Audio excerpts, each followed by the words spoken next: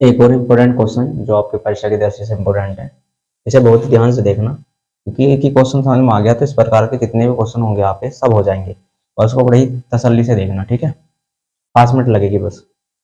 ध्यान से देखना है कि इसमें कहा गया है कि एक नाव की शांत जल में चाल 15 किलोमीटर प्रति घंटा, नाव को धारा की दिशा में 30 किलोमीटर जाने और फिर धारा की विपरीत दिशा में लौटने में कुल समय 4 घंटे 30 मिनट लगते हैं। धारा की चाल बताओ।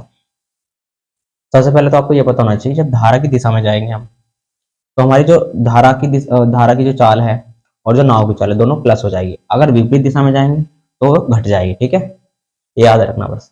तो अब हम इसमें क्या माना, धारा की चाल पूछ रहा, तो हमने वही मान लिया कि माना धारा की चाल क्या है, वो x किलोमीटर प्रति घंटा है। क्लियर है। और शांत जल में नाव की चाल उसने दे रखी है, कितनी है, 15 किलोमीटर प्रति घंटा।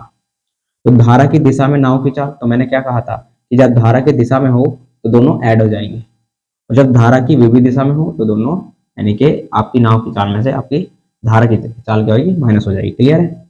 धारा की दिशा में तथा विपरीत दिशा में तय की गई दूरी, यानी कि आने और जाने में टोटल दूरी कितनी तय करी उसने, 30 किलोमीटर, और कुल कितना समय लगा हमें, 4 घंटे 30 मिनट। इसका मतलब ये कह सकते हैं हम इस 4.5 घंटे को हम कैसे लिख सकते हैं, 9/2 आवर। क्लियर। अब हमने एक फॉर्मूला पढ़ा हुआ, चाल बराबर दूरी बटे समय। चाल बराबर दूरी बटे समय, तो समय बराबर क्या हो जाएगा, दूरी बटे चाल। क्लियर है।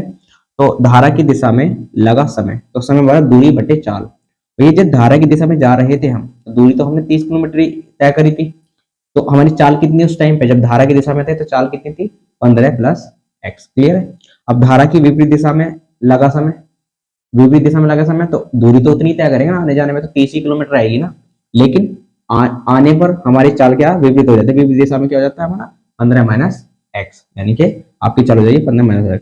तो सब में t2 क्या हो जाएगा, 30/15 - x। तो प्रश्न अनुसार है, आने जाने में जो टोटल समय लगा वो कितना लगा हमारा, 4.5 घंटे। तो T1 और T2 दोनों को जोड़ोगे किसके बराबर बैठेगा, T के बराबर बैठेगा। और T1 हमारा कितना है, 30/15 + x, और T2 कितना है, 30/15 - x। तो हमने यहाँ वैल्यू पुट कर दी। तो अब हमने देखा इसमें क्या है, 30 कॉमन आ रहा, हमने 30 कॉमन ले लिया, इन दोनों का एलसीएम ले लिया। जैसे ही हमने एलसीएम लिया तो इसकी मल्टीप्लिकेशन इधर, इसकी इधर। क्लियर है। तो हमने देखा x से x क्या हो गया, कैंसिल हो गया, और 15 और 15 कितने हो गए, 30 हो गए। और ये आपका ऐसा का ऐसे ही चलता रहेगा, इसका तो अभी कुछ काम है नहीं, ऐसे ही चलता रहेगा ये। अब हमने देखा जब ये इससे कैंसिल हो गया और ये एक बार जुड़ रहा है एक बार घट रहा है, यानी कि a स्क्वायर में बी स्क्वायर का फॉर्मूला बनना है, तो हमने 15 का स्क्वायर माइनस x का स्क्वायर कर दिया।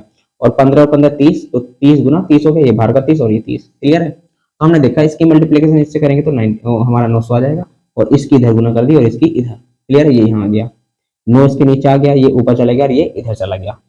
तो 900 गुना में 2/9 बराबर 225 माइनस x स्क्वायर, क्योंकि 15 का स्क्वायर कितना होता है, 225। हमने इसको डिवाइड करा इससे, तो कितनी बार जाएगा, 100 बार। 100 की मल्टीप्लिकेशन किसमें करी, 2 में, तो कितना है 200, और 200 बराबर 225 माइनस x स्क्वायर।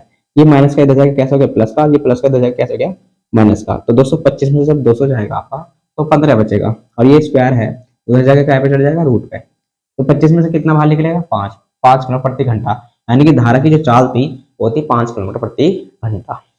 तो आराम से उतार लीजिए, बहुत ही इंपॉर्टेंट क्वेश्चन है, और ये कई बार आया हुआ है, याद रखना। इस पर बस समय चेंज होगा या चाल चेंज होगी, बाकी पूछा तो यही जाएगा हमेशा।